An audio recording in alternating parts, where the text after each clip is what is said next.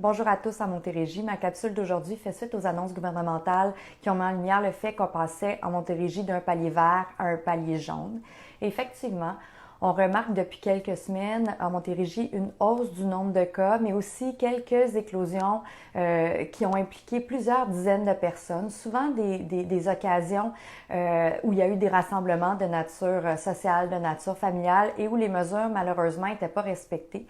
Ce qui fait que contrairement à la première vague, où chaque cas donnait lieu à quand même peu de contacts, donc peu de personnes qui devaient être isolées strictement et testées, actuellement, un cas qui a été dans un événement où il y avait 25 personnes sans distanciation, par exemple, peut se retrouver à générer 25 personnes qui doivent être isolées pendant 14 jours.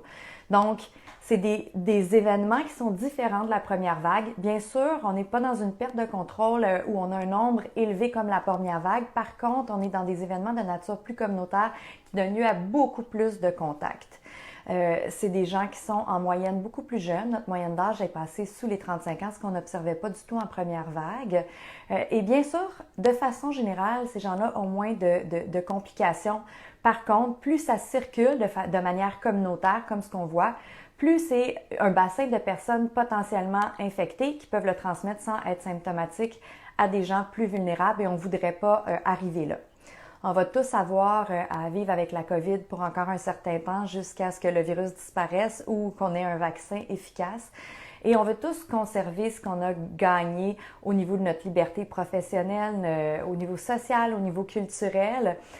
Et le fait de passer à palier jaune est un avertissement qu'il faut renforcer notre vigilance et qu'il faut que tous, on se sente responsables et qu'on mette un petit peu plus d'effort, notamment pour les rassemblements, parce qu'on ne voudrait pas passer au niveau orange, au niveau rouge, où là, il y a des restrictions plus sévères qui s'imposent. Donc, je fais appel à tous. On voudrait même idéalement, la Montérégie, faire figure d'exemple et retourner dans le vert d'ici une semaine ou 2 semaines. En tout cas, c'est mon souhait.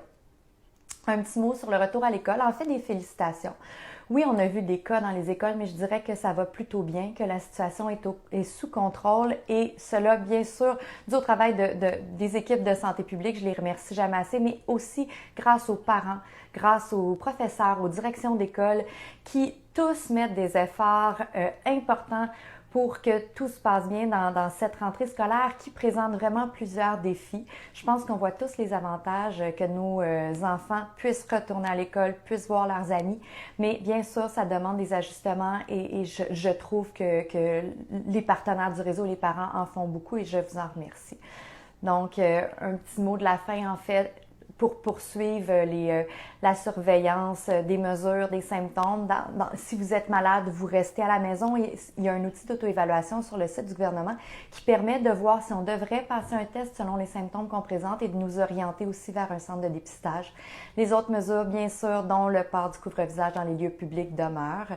Durant les prochaines semaines, je tenterai de faire des capsules plus fréquentes et soyez assurés que même si on n'a pas la capacité de répondre à l'ensemble de vos interventions sur les Facebook, on suit vos messages et on ciblera vos préoccupations pour orienter nos prochaines capsules. Donc, merci beaucoup à tous et bonne journée.